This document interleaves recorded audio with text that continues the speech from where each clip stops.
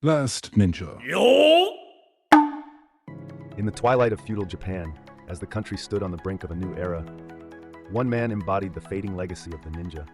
This is the story of Yasusuke Sawamura, also known as Jinzaburō, believed to be one of the last active ninjas in Japanese history. Sawamura's tale bridges the gap between Japan's mysterious past and its modernizing future, offering a glimpse into a world on the cusp of transformation. Sawamura was born into a lineage of Iga ninjas, a region renowned for producing some of Japan's most skilled covert operatives. His family served the Tsu Domain, ruled by the influential Tōdō family. The Sawamuras belonged to a unique class of retainers known as Musoku-nin. This status placed them in an intriguing position within the rigid social hierarchy of feudal Japan. While they did not receive formal salaries like other samurai, they were granted special privileges, including the right to carry swords. This set them apart from common farmers and reflected their valued role in society. The most famous chapter in Sawamura's career unfolded in 1853, a pivotal year in Japanese history. It was then that Commodore Perry of the United States Navy arrived with his imposing fleet of black ships, or kurofune as they were called by the Japanese. Perry's mission was to end Japan's long-standing policy of isolation and force the country to open its ports to foreign trade.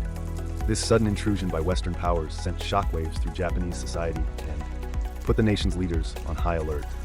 In response to this unprecedented situation, Sawamura's lord, Tōdō Takayuki, gave him a crucial assignment. Sawamura was ordered to infiltrate Perry's fleet and gather as much intelligence as possible about these mysterious foreign visitors. This mission would test all of Sawamura's skills as a ninja, requiring stealth, cunning, and the ability to blend in seamlessly with his surroundings, demonstrating the ingenuity and resourcefulness that ninjas were famous for. Sawamura devised a plan to board one of Perry's ships under the guise of an official inspection visit. This clever ruse allowed him to move about the vessel without arousing suspicion. As he explored the ship, Sawamura's keen eyes searched for anything that might provide valuable information about the Americans' intentions and capabilities. During his covert investigation, Sawamura managed to acquire several items that he hoped would shed light on the foreigner's culture and technology. Among his findings were 2 pieces of paper. English women are good in bed, French women are good at cooking, and Dutch women are good at housekeeping. A silent river runs deep. Upon examining the Dutch documents, Sawamura and his superiors found that they did not contain the military secrets or diplomatic strategies they had hoped for. At that time, very few people could read Dutch, so Jinzaburō likely couldn't immediately determine whether the piece of paper he had obtained was important. It's easy to imagine his bewildered expression, saying what only after having it translated. He also obtained samples of the crew's provisions, including bread, tobacco, and candles. These everyday items might seem mundane, but to the isolated Japanese, they offered tangible evidence of Western life and customs.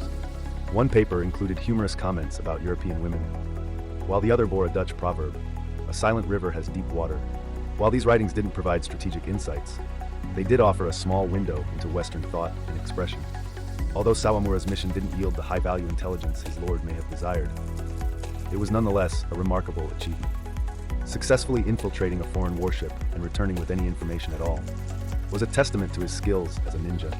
Moreover, this mission stands out in history as one of the last known instances of a ninja being deployed for covert operations in Japan. Sawamura's exploit came at a time when Japan was on the verge of monumental changes. The arrival of Perry's fleet marked the beginning of the end for Japan's feudal system and its policy of isolation.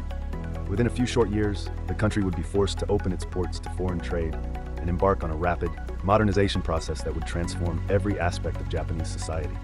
In this context, Sawamura's mission takes on added significance. It represents a final flourish of the old ways, the secretive arts of the ninja, in the face of encroaching modernity. As Japan raced to catch up with Western powers in the following decades, adopting new technologies and forms of warfare, the need for traditional ninja skills quickly faded away. Today, Yasusuke Sawamura is often referred to as the Last Ninja, a title that captures the historical importance of his actions. His story has become a part of ninja folklore, representing the end of an era and the transition from medieval to modern Japan. While the full extent of his career remains shrouded in mystery, as befits a master of stealth and secrecy, the glimpses we have of his life continue to captivate historians and enthusiasts of Japanese culture.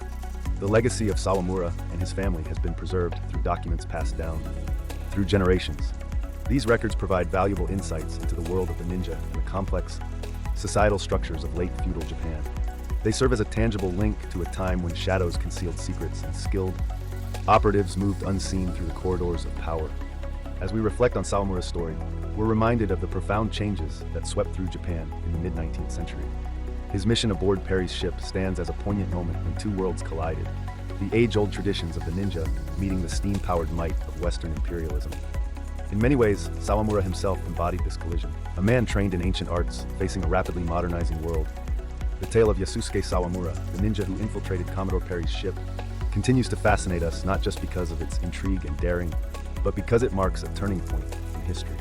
It is a story that bridges epochs, connecting the mystical Japan of legend with the industrial powerhouse it would soon become. In Sawamura, we see the last flicker of a fading tradition, and the first light of a new dawn for Japan.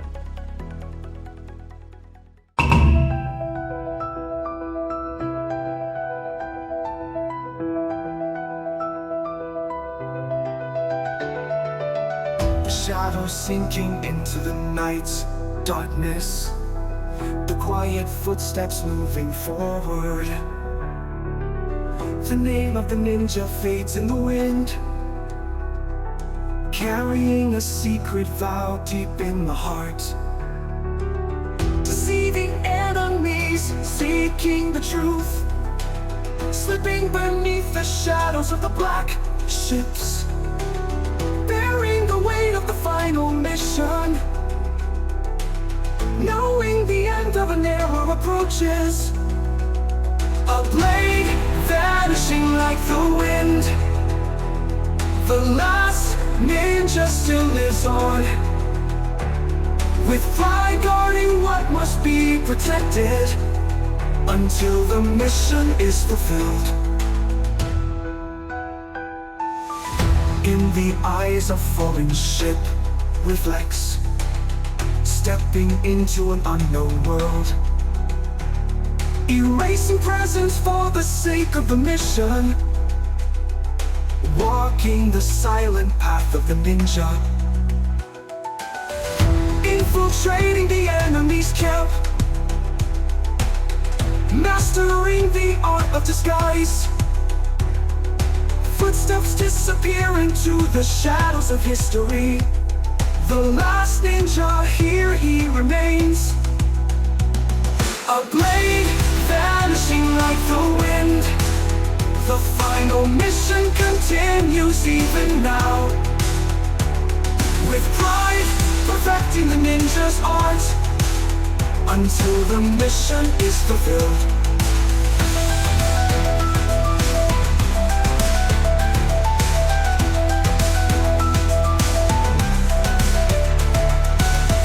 Infiltrating the enemy's camp,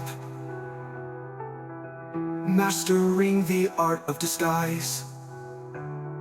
Footsteps disappear into the shadows of history.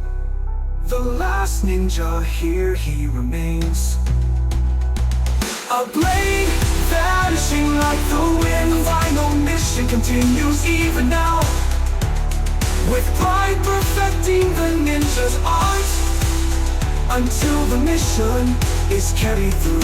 Times have changed and the ninja has faded, yet the spirit lives on forever.